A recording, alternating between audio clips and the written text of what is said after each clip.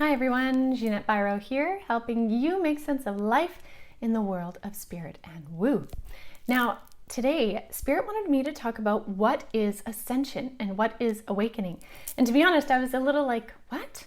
Why do you want to talk about that? Don't people know what it is? And here's the thing, they said sometimes it's important to repeat certain things that we think we know, because we may not recognize how it applies to something more happening in our life.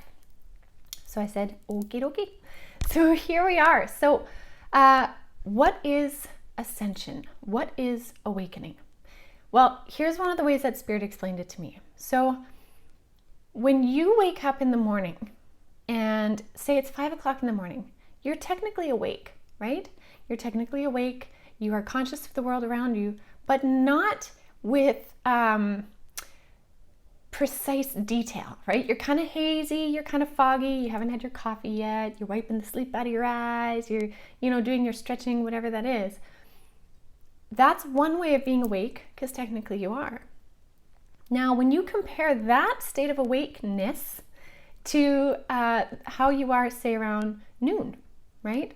By noontime, you are super vigilant of stuff. You're driving your car, you're observing all these things, even without thinking. You're taking in the energies of this and the sounds of this and the sights of this and pulling them all together to make sense of the world, and you can critically think better. You are more observant of everything going on around you.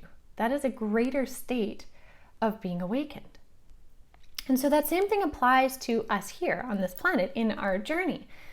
There are many people who are awake to a state of, say, 5 in the morning. It would compare to that. And then there's others that are awakened to a state of, say, noon, where they are more aware of what the energies are speaking, how the energies are speaking to them, what the world is really saying, what nuances they pick up from different things. And then there's others that are awake in a state of, say, around dinner, just after dinner, when you're reflecting on everything that's happened in the day. Right? And you're very aware of all that's transpired, and you're pondering how you feel about it.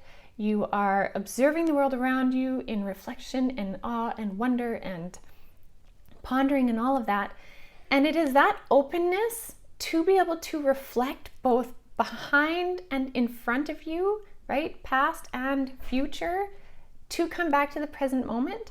That is what they're saying being awake really is. It is an open, expanded state of being that allows you this opportunity to really choose who you want to be, how you want to be on this planet, and what you do moving forward.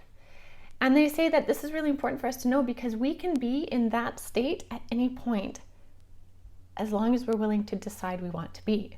They said in many ways it's as simple as that.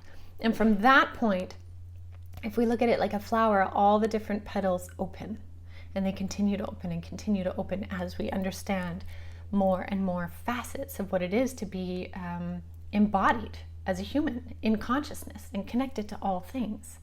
So that would be one of the most simplest way to explain what it is to be awakened or to be ascending. Ascending is moving from that process from 5 a.m. until the after dinner reflections, right? Or the gratitude you think of as you lay your head down at night.